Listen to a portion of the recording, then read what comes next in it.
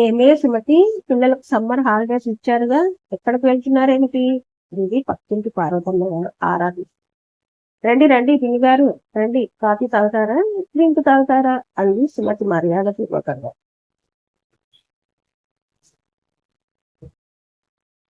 ఏమీ వద్దులే గాని, పనులన్నీ అయిపోయాయా? ఏమీ తోచక కాసేపు కాలక్షేపం కోసం వచ్చానే. భోజనాలు చేయడం అయ్యిందా? ఆహా, సంలక్షణంగా అన్ని టైంకి జరిగిపోవాల్సిందే. ఆలస్యం చేస్తే తాట వలిచేయను. పోవే, నీది మరీ విపరీతమైన క్రమశిక్షణ. పిల్లలను కొంచెం స్వేచ్ఛగా పెరగనివ్వవే. ఆ కొంచెం ఆలోచిస్తే చాలు, ఎక్కేస్తారు పిల్లలు. వారిని కఠినంగానే పెంచాలి. వాళ్ళ నాన్న గారం చేసి నేను గారాబం చేస్తే ఎందుకు పనికి రాకుండా పోతారు? ఓసి పిచ్చి ముఖమా, కొంచెం అటు ఇటుగా ఉండాలి. లేకపోతే ఈనాటి పిల్లలు చేజారిపోతారు. మొదటికే మోసం వస్తుంది. జాగ్రత్త సుమి. ఏదో పెద్ద ముండాలని ఏదేదో చెప్తుంటాం, ఏమీ అనుకోకే అంది పార్వతమ్మ గారు సుమతి ముఖంలోకి చూస్తూ. అదేంటి పిన్ని గారు అలా అంటారు? మీరు నాకు తల్లి లాంటి వారు. మీరేం చెప్పినా మా మంచి కోసమే అని నాకు తెలియదా అంది సుమతి నొచ్చుకుంటూ. చల్లటి మజ్జిగలో కాస్తంత ఉప్పు నిమ్మకాయ పిండి తెచ్చిచ్చింది సుమతి. పిన్నిగారు తీసుకోండి అంది సుమతి. అమ్మా సుమతి, భగవంతుడు నాకు పిల్లలు ఇవ్వలేదే. ఇస్తే నీ అంత కూతురు, నీ భర్తంత కొడుకో ఉండేవారు. ఆ అదృష్టానికి నోచుకోలేకపోయానే. ఏ జన్మలో ఏ పాపం చేశానో ఏమో అంత పార్వతమ్మ గారు కళ్ళు తుడుచుకుంటూ. అయ్యో పిన్ని గారు బాధపడకండి, నేను మీ కూతుర్ని కానా అంది స్మృతి. ఎంత మంచి మాట అన్నావే. అయితే ఈ రోజు నుంచి నన్ను అమ్మ అని పిలవే. నాకు గుండె బరువు తగ్గి కొండంత సంతోషంగా ఉంటుంది అంది పార్వతమ్మ సుమతి అందించిన మధ్య గ్లాస్ అందుకుంటూ. అమ్మ అంటూ సుమతి బావురుమంటూ ఏడుస్తూ పార్వతమ్మ గారిని కౌగిలించుకుంది. ఏమిటే పిచ్చి ముఖమా, మీ ఆయన అమెరికాకు వెళ్తూ నిన్ను పిల్లల్ని జాగ్రత్తగా చూసుకోమని మరీ చెప్పి వెళ్ళాడే. ఆ మాత్రం మంచి చెడు తీసుకోకపోతే ఎలా? అమ్మ ఒక మాట నిజం చెప్పండి, మేము లవ్ మ్యారేజ్ చేసి తప్పు చేశామంటారా అంది సుమతి ఎత్తి ఏడుస్తుంది. అమ్మ తల్లి సుమతి, నువ్వేం బాధపడదు. మీరేమీ తప్పు చేయలేదు. ఒక రకంగా ఆలోచిస్తే లవ్ మ్యారేజే కరెక్ట్. ముక్కు మొహం తెలియని బడ్డుదాయిలను పెళ్లి చేసుకుని ఆనక అఘోరించడం కన్నా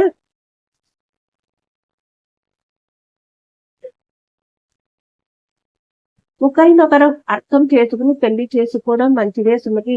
నేనైతే లవ్ మ్యారేజ్ నే సమర్థిస్తాను. మా కాలంలో ఇంటి గడప దాటడమే పెద్ద నేరం. రేషంట చేత తాళి కట్టించుకోవాలంటే మారు మాట్లాడకుండా తల వంచుకొని చేర్చుకుని చావాల్సింది. ఇప్పుడు రోజులు అలా లేవు కదా. కాలం మారింది. చక్కగా ఆడపిల్లలు కూడా మగవారితో సమానంగా చదువుకుంటున్నారు, చక్కగా ఉద్యోగాలు కూడా చేస్తున్నారు.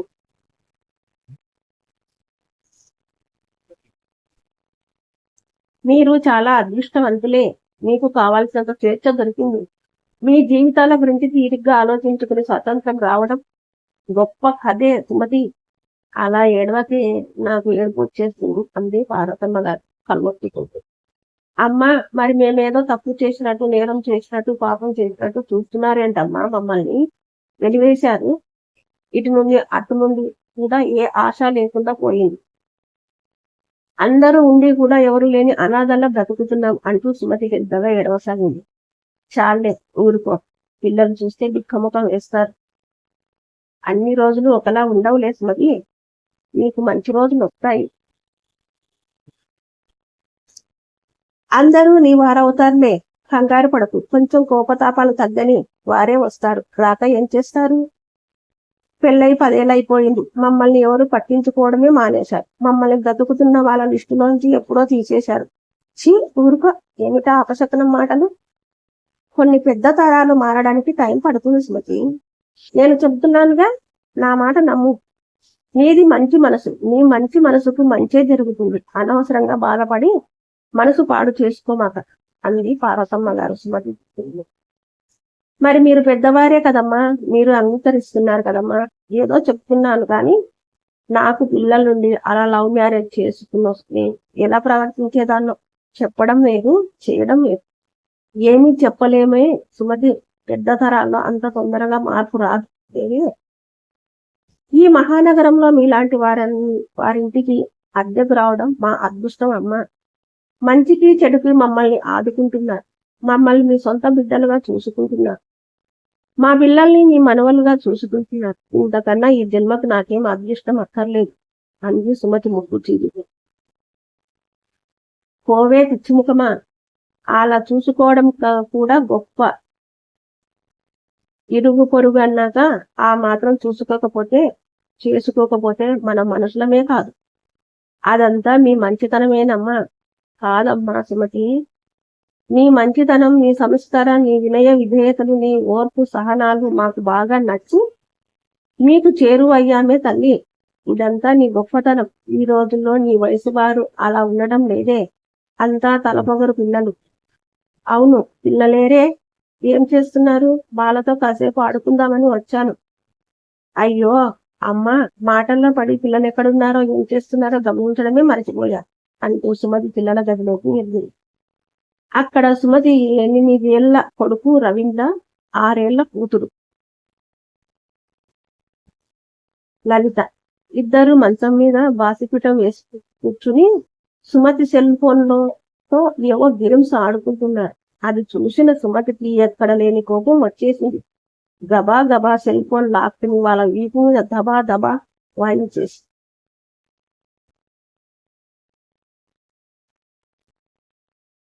మీకు చెప్పానా లేదా సెల్ ఫోన్ ముట్టుకోవద్దని అంటూ పిల్లలిద్దరూ ఏడ్పు మొదలెట్టేశారు. అయ్యో అయ్యో, పిల్లల్ని అలా బాధి చంపేస్తావేటే నీ దుంపదెగా. ఆడుకోనివే, ఆడుకుంటే తప్పేంటంట అంటూ పిల్లలిద్దరిని దగ్గరకు తీసుకుని వీట్లను నిమరసాగింది. అలా వదిలేస్తే వాళ్ళ చదువు చంకనాకిపోతుంది. వాళ్ళు అస్సలు నా మాట వినరు. అదేం కాదులే, ఎవరి మీదనో ఉన్న కోపం చిన్ని పిచ్చుకల మీద చూపిస్తున్నావు. అయినా సమ్మర్ హాలిడేస్ కదే, ఆడుకోనివే. నీ సొమ్మేం పోతుంది? ఇదివరకు స్కూళ్ళలో గ్రౌండ్స్ ఉండేవి, చక్కగా ఆడుకునేవారు. ఇప్పుడు అవకాశాలు ఎక్కడేసాయని ఇంకా వీళ్ళ ఆట పాట అంతా సెల్ ఫోన్ లోనే కదే. అది కాదమ్మా, ఎప్పుడు అదే పనిగా ఆడుతుంటారు.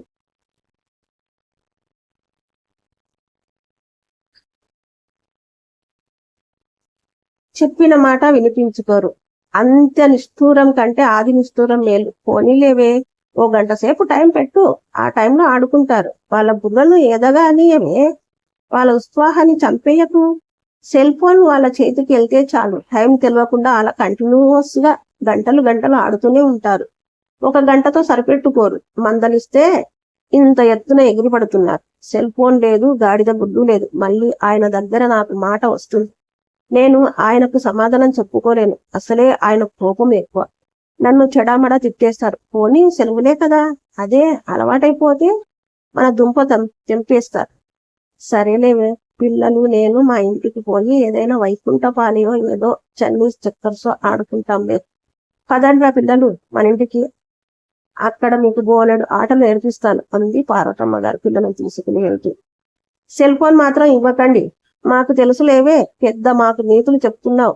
పిల్లల్ని చావగొట్టింది చాలక అంది పార్వతమ్మ గారు పిల్లల్ని ముద్దు పెట్టుకుంది. సుమతి ఆలోచనలో పడింది. గతించిన గతం మనసులో సినిమా రీలలా గిరగిరా తిరగసాగాయి. లవ్ మ్యారేజ్ చేసుకుంటే తప్పేమిటో ఇప్పటికీ అర్థం కావడం లేదు. అత్తింటి వారు పుట్టింటి వారు కూడా దూరమైపోయారు. రాకపోకలు బంద్, మాట మంతి బంద్, సలహా సంత్రమింపులు బంద్, ముద్దు ముచ్చట బంద్. మనవలు పుట్టిన తర్వాత అయినా మారకపోతారా అని ఎదురు చూసింది. ఓహో, వాళ్ళ పంతం వాళ్ళదే. చచ్చామో బ్రతుకున్నామో కూడా పట్టించుకోవడం మానేశారు. ప్రేమించి పెళ్లి చేసుకోవడం అంత పాపమా, అంత భయంకరమా, అంత నీచమా? ఈ జన్మకు ఇక ఇంతేనా అనుకుంటూ మంచం మీద వాలిపోయి దిండులో ముఖం దాచుకుని ఏడవసాగింది సుమతి. రోజు రోజుకు ఎవరూ లేరన్న అభద్రతా భావం పెరిగిపోసాగింది సుమతి. పాపం దిండే సమాధానం చెప్తుంది. తడిసి ముద్దైపోవడం తప్ప, ఎవరి కన్నీటినైనా కడుపులో ఊడ్చుకోవడం తప్ప. భర్త వేణుగోపాల్ ఎంత మంచివాడు, ఎంత బుద్ధిమంతుడు. ఈ రోజుల్లో ఉండవలసిన వాడు కాదు. ఎటువంటి వ్యసనాలు లేవు. కనీసం కాఫీ టీ కూడా తాగడు. ఇద్దరం ఒకే ఐటీ ఆఫీసులో సాఫ్ట్వేర్ ఉద్యోగులమే. నాకన్నా 2 ఏళ్ళు సీనియర్.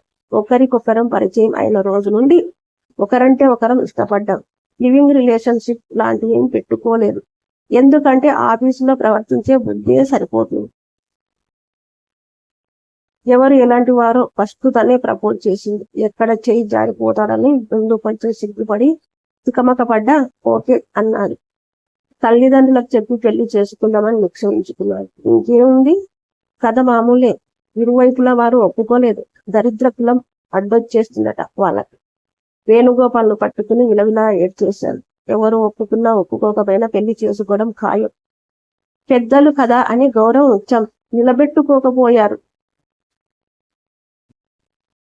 ఏం చేస్తాం, మన సంగతి మనం చూసుకున్నాం. ఏదో ఒక రోజు వాళ్ళే రాజీ పడతారులే అన్నాడు వేణుగోపాల్. సాఫ్ట్. అందరి సహకారంతో గుళ్ళో పెళ్లి చేసేసుకున్నాం. కాపురం పెట్టేశాం. అలా మంచి మనసున్న పార్వతి పరమేశ్వరు లాంటి వారి ఇంట్లోకి అద్దెకు దిగాం. వారి మంచితనానికి తగ్గట్టుగా వారి పేర్లు కూడా అవే, పార్వతమ్మ, పరమేశ్వరం గారు. వారికి పిల్లలు లేనందువల్ల మమ్మల్ని సొంత కూతురు అల్లుళ్లాగా చూసుకోసాగారు. మాకు మంచి మార్గదర్శకులు కూడా వారే. 2 పిల్లలు, పురుళ్ళు పుణ్యాలు అన్ని వారే చూసుకున్నారు. మణి మాణిక్యాల లాంటి పిల్లలు పుట్టారని మురిసిపోసాగారు. పిల్లలు కూడా వారికి బాగా చేరిక అయ్యారు. ప్రతిదానికి వారి మీద ఆధారపడడం ఇష్టం లేక తను చేస్తున్న ఉద్యోగం మానేసింది. బంగారం లాంటి నెలకు ₹1,00,000 తెచ్చే ఉద్యోగం మానేస్తున్నందుకు సుమతి తల్లడిల్లింది. తప్పదు.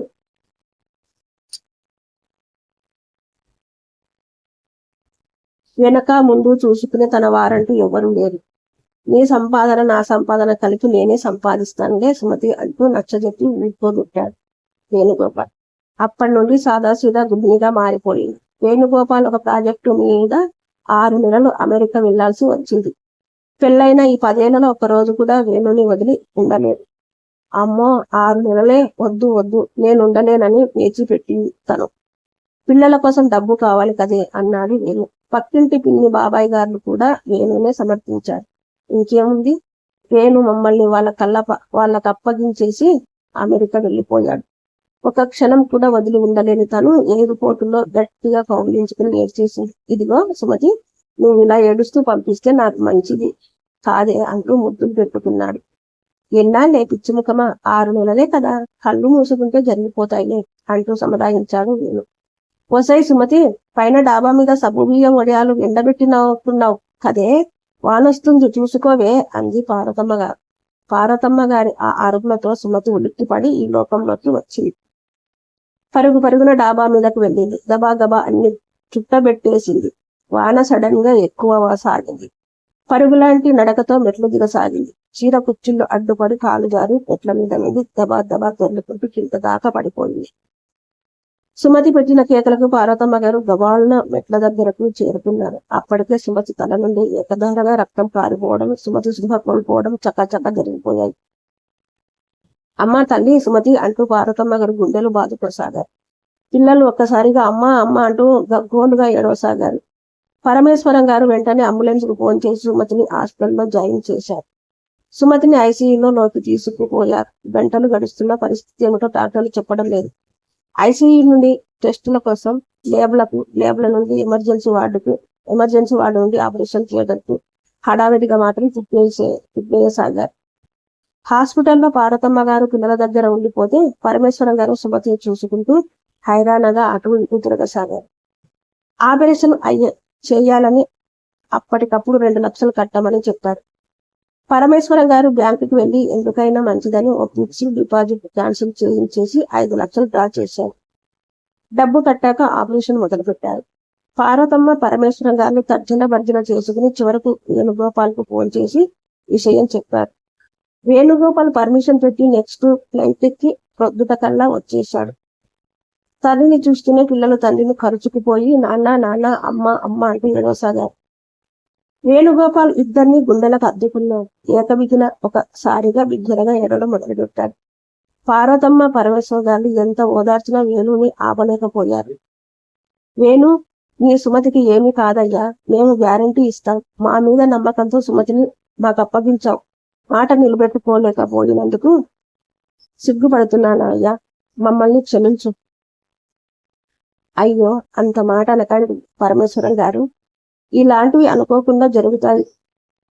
సమయానికి మీరు దగ్గరున్నారు, నాకదే చాలు అన్నాడు వేణుగోపాల్. సుమతి ఫోన్లోంచి నెంబర్ నోట్ చేసుకుని ఎందుకైనా మంచిదని పరమేశ్వరం గారు తన ఫోన్ ద్వారా పిల్లల చేత వేణు తల్లిదండ్రులకు సుమతి తల్లిదండ్రులకు ఫోన్ చేయించారు. పిల్లలు ఫోన్లో మాట్లాడుతున్న మాటలే చెవుల్లో గింగురుమన సాగాయి. వాళ్ళు ఫోన్ చేస్తున్నంతసేపు పరమేశ్వరం గారు కళ్ళు తుడుచుకుంటూనే ఉన్నారు. ఎలా మాట్లాడాలో ముందు నుండి విమర్శలు చేయించారు. ముందుగా సుమతి తల్లిదండ్రులకు ఫోన్ చేయించారు.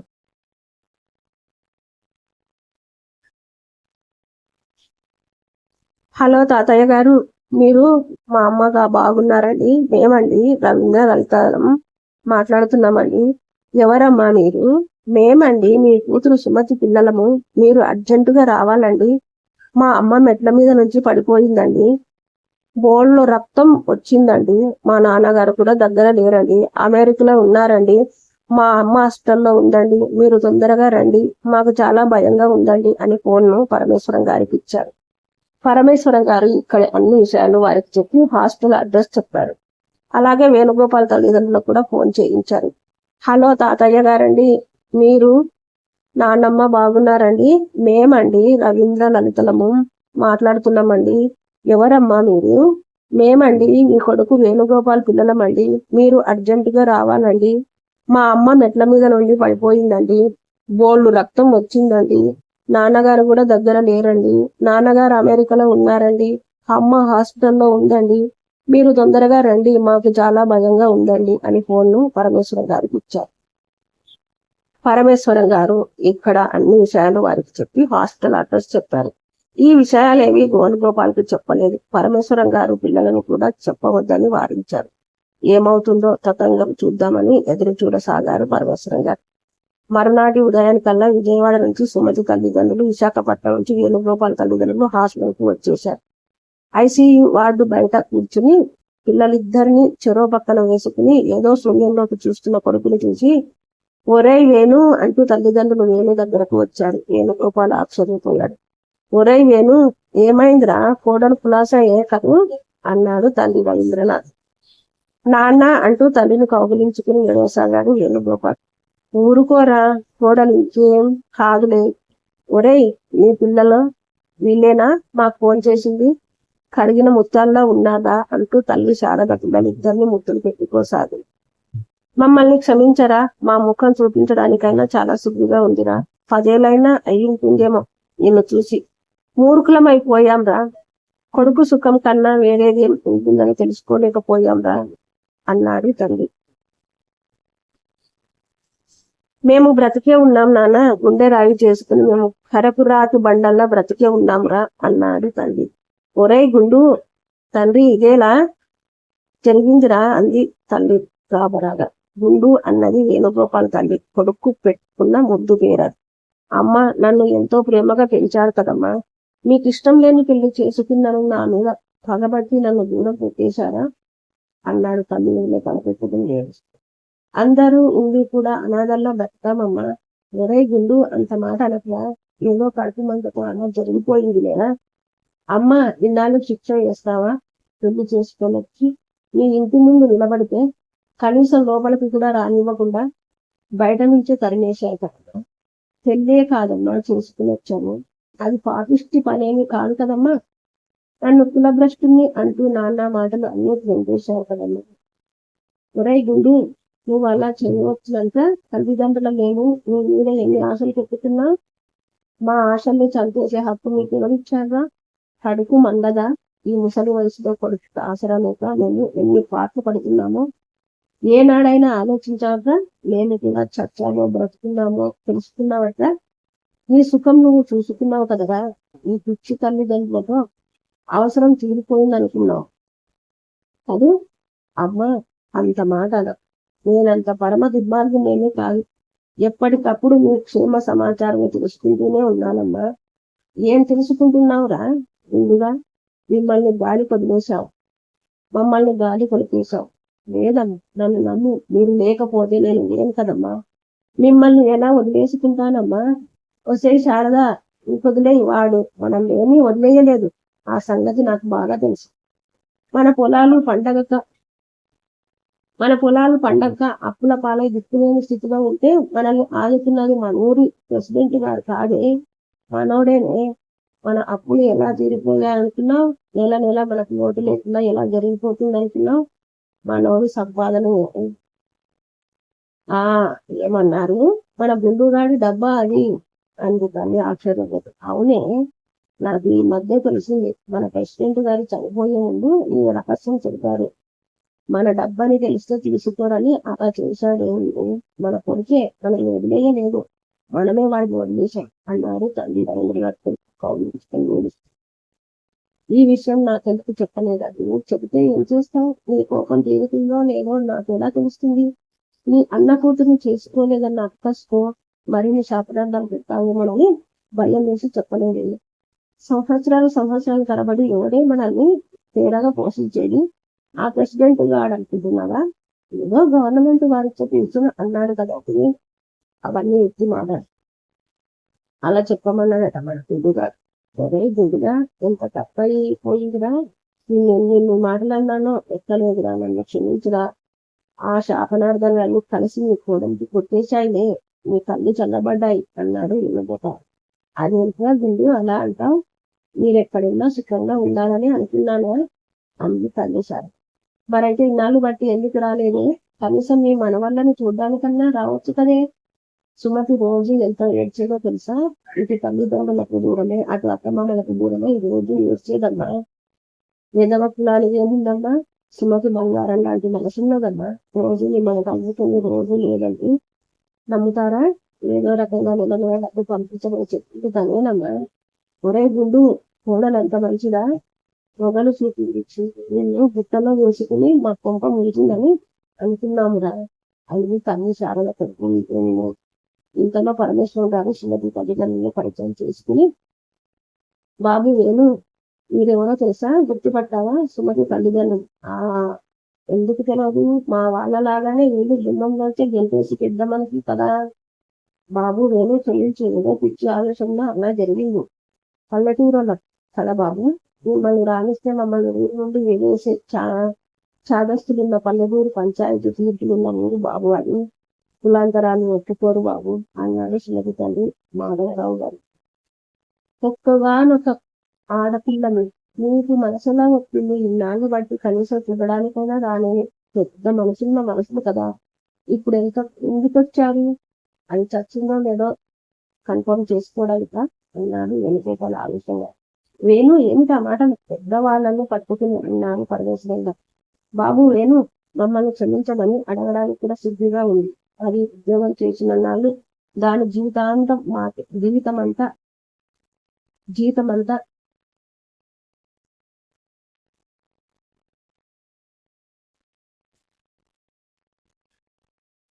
జీవితమంతా మాకే కంప్లీట్ చేసేది. నువ్వు దాని జీవితం గురించి ఏనాడు మాట్లాడిన వాడిని కాదని మేమప్పుడే తెలుసుకున్నాం. మీ మంచి మనసు అర్థమైంది బాబు. మాకే మొహం చెల్లక రాలేకపోయాం. మీరు క్షేమంగా ఉన్నారన్న సంగతి ఎప్పటికప్పుడు మీ మామగారు తెలుసుకుంటూనే ఉన్నారు. ఆయన స్నేహితుల ద్వారా అంది సుమతి తల్లి లలితాంబ. ఇంత ఊరుకో వేణు, ఇప్పటికైనా కలుసుకున్నారు, అదే సంతోషం అన్నారు పరమేశ్వర గారు. అల్లుడు గారు క్షమించండి, ఊరు కట్టుబాటుకు మొంగిపోయాం తప్ప మరేమీ కాదు అన్నారు సుమతి తల్లిదండ్రులు దండం పెడుతూ.